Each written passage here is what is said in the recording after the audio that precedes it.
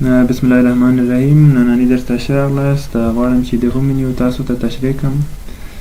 را به شو اول کټ ته، اول کوم خط چې تاسو غواړئ کټ یې کړئ له یو ځای څخه یې واخلئ بل ځای ته یې اوسئ، راشئ کټ انتخاب کړئ. تاسو وینئ چې خط له دې ځای څخه واخیستل شو. غواړم چې دلته راشي، پیسټ ووهئ، دلته به راشي. غواړم چې بیرته دلته هم راشي، بیا هم پیسټ ووهئ، دلته هم راځي.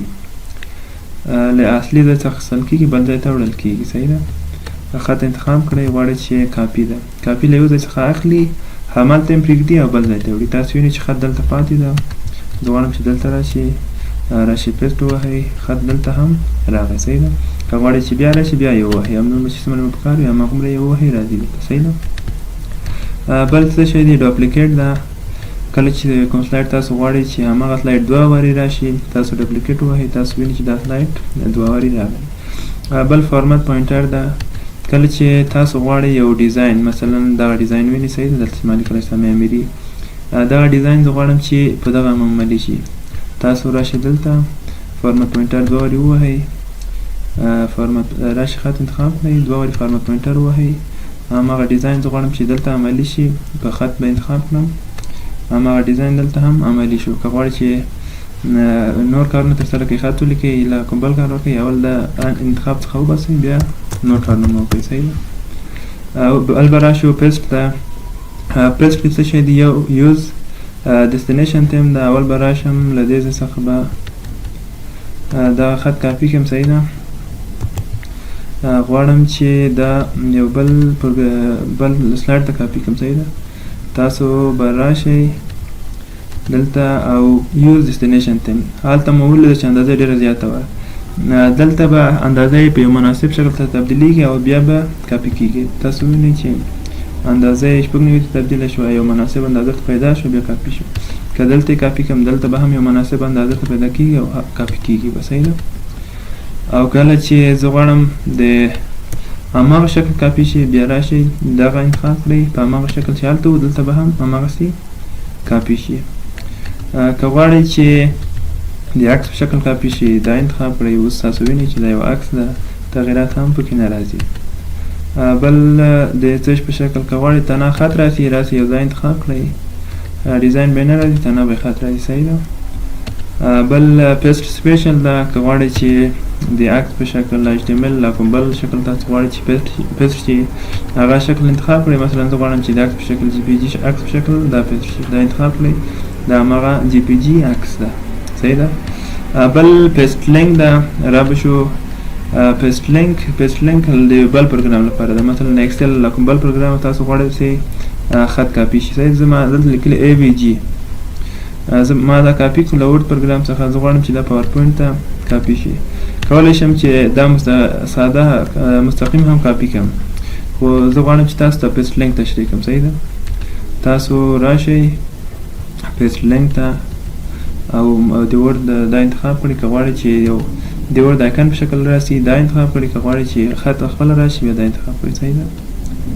تاسو وینئ چې دا خط کاپي شو.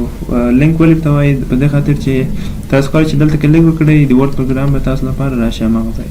صحیح ده. که غواړئ چې دلته یو بل هایپر لینک په شکل راشي، بیا راشئ دا انتخاب کړئ، پیسټ لینک، هایپر لینک، یو خط ده، تر لاندې به لینک لاندې به یو خط راشي او په شین رنګ به کاپي شي. صحیح شو. دا د پیسټ برخه. اوس به د کلیپبورډ برخه تشریح کړم. دا تاسو چې څه شی کاپي کوئ، مثلا دا خط ده. صحیح ده. دا خط زه کاپي کوم. دا چیرې ذخیره کېږي؟ دا کلیپبورډ کې ذخیره کېږي. کلیپبورډ ده. کله چې تاسو دا ځای ووهئ، تاسو لپاره به کلیپبورډ راشي. که غواړئ چې ټول پیسټ شي په یو ځلې، راشي دلته پیسټ حال انتخاب کړئ، ټول څه شیان چې دلته دي هغه ټول به پیسټ شي. که غواړئ چې ټول پاک شي، له پیسټ څخه پیسټ ځای خالي شي، بیا دغه ځای ووهئ. صحیح ده. او بل کوم ځای چې مو خوښه وي، کوم خط چې مو خوښ وي، هماغه غواړئ چې پیسټ کړئ، هماغه انتخاب کړئ، هماغه پیسټ کېږي. صحیح ده.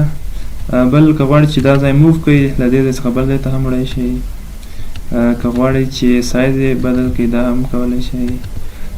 که غواړئ چې دا ځای بند کړئ، کولی شئ چې بند یې هم کړئ. صحیح ده. بل د آپشن برخه ده. د کلیپبورډ آپشنونه دي. کله چې تاسو خط څو ځلې کاپي کړئ، کلیپبورډ به اتومات ډول راشي. او که غواړئ چې دوه ځلې کنټرول سی ووهئ دا راشي دا ځای غیر فعاله کړئ تاسو به ووینئ چې دا فعاله ده. زه به اوس کلیبورډ بند کړم. کله چې دا ځای انتخاب کړم دوه ځلې کنټرول سی ووهئ تاسو لپاره به څه شی راشي کلیبورډ راغی. صحیح ده. بل collect without showing office clipboard دا تاسو لپاره چې څه شی کاپي کوئ ټول به راټولوي درته دا که فعال که غیر فعال ډېر تاثیر نه لري. صحیح ده. که غواړئ په کلیبورډ کې 24 فایلونه ځایږي. کله چې تاسو غواړئ چې دا څه شی کاپي کوئ دغه معلومات په سرچ بار کې هم راشي دا انتخاب کړئ.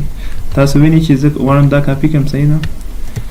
تاسو وینئ چې دا معلومات دلته هم راغلو هغه په دې خاطر چې ما دغه ځای انتخاب کړی و. دا ځای انتخاب کړئ دا معلومات راځي. که غواړئ چې په سټیټس بار کې راشي دا ځای انتخاب کړئ تاسو به ووینئ چې کلیبورډ دلته هم شته. تاسو وینئ دا کلیبورډ ده. که غواړئ چې معلومات راشي بیا راشي کلیبورډ ته د شو سټارس نیر ټاسک بار.